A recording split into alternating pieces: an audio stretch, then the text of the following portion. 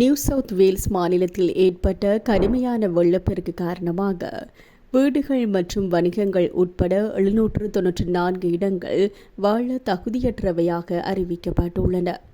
புதுப்பித்தல் பணிகளை முடிக்க பல மாதங்கள் ஆகலாம் என்றும் மக்களுக்கு உதவ அரசாங்கம் நிதியுதவி வழங்கும் என்றும் பிரதமர் ஆந்தோனி அல்பானிஸ் கூறியுள்ளார்.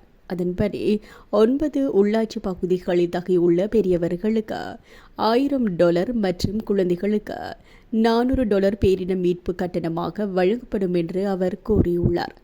மேலும் நிவாரணமாக 19 உள்ளாட்சி பகுதிகளுக்கு 13 வார வருமான உதவி மற்றும் பேரிடர் மீட்பு கொடுப்பனவு நீடிக்கப்பட்டுள்ளது. இதுபோன்ற சூழ்நிலையில் ஆவணங்கள் மற்றும் நிர்வாக தடைகள் இல்லாமல் தனது அரசாங்கம் மக்களுக்கு பணத்தை வழங்கும் என்று பிரதமர் கூறியுள்ளார்.